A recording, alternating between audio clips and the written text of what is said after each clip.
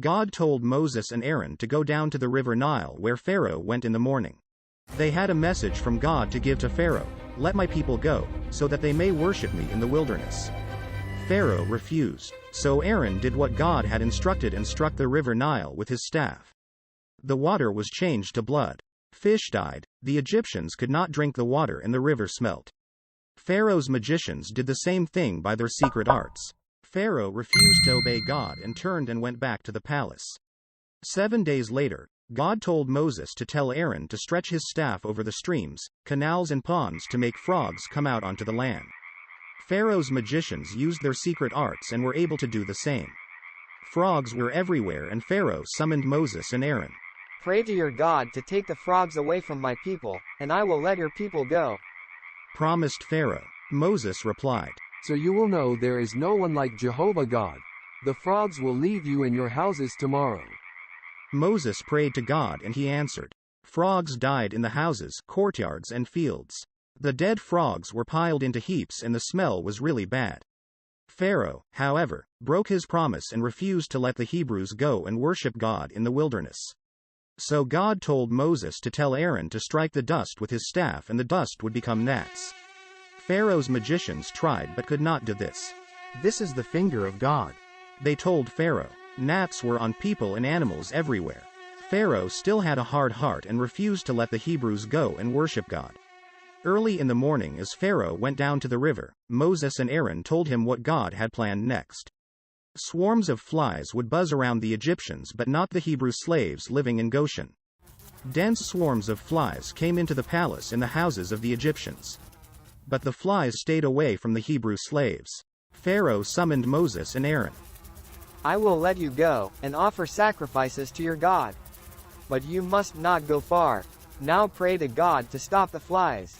Moses prayed and the next day the flies left. But Pharaoh broke his promise and refused to let the Hebrew slaves go. Moses went to Pharaoh again. "If you refuse to let my people go, tomorrow God will bring a terrible plague on your horses, donkeys, camels, cattle, sheep and goats. But livestock of the slaves will be spared." The very next day the livestock of the Egyptians died.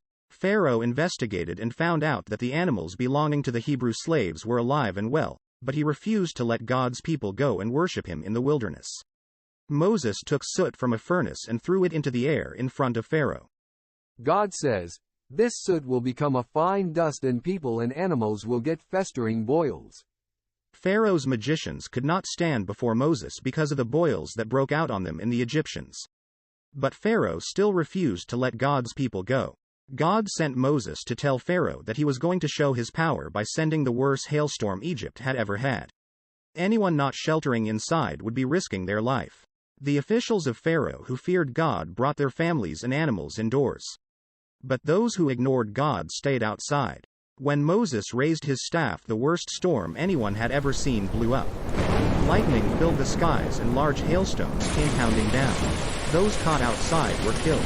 But the storm did not hit the slaves living in Goshen. "I have sinned. The Lord is right. Pharaoh told Moses. I will let you go." Moses went out of the city and spread out his hands to God. The thunder and hail stopped. Pharaoh, however, changed his mind and stubbornly refused to let God's people go.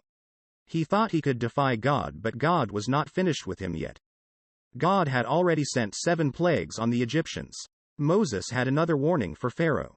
"If you refuse to let the God's people go, he will bring a plague of locusts on the land, something your parents and ancestors have never seen." Pharaoh's officials advised him to let God's people go. But when Pharaoh found out that all the Hebrew slaves would be leaving, he only gave permission for the men to go and worship God. Then he ordered Moses and Aaron to get out of his presence. So Moses raised his staff over Egypt. An east wind blew all night, bringing in a swarm of locusts. They covered the ground, making it look black, and ate everything growing in the fields until nothing green remained on plant or tree. "I have sinned against God," Pharaoh told Moses. "Forgive me once more and pray to God to take this deadly plague away." When Moses left Pharaoh and prayed, the wind changed direction and blew from the west, carrying the locusts into the Red Sea. Pharaoh became stubborn again, broke his promise and refused to let God's people go and worship him. Moses stretched out his hands, and total darkness came over the land for 3 days. Only in Goshen, where the Hebrew slaves lived, was there light. The Egyptians could not see anyone else or move about. Pharaoh summoned Moses. Go and worship God. Take your women and children as well, but you must leave your animals behind. Our animals must travel with us, insisted Moses. Some are needed to offer sacrifices to God. Get out of my sight, ordered Pharaoh. Don't ever appear before me again. If you do, you will die.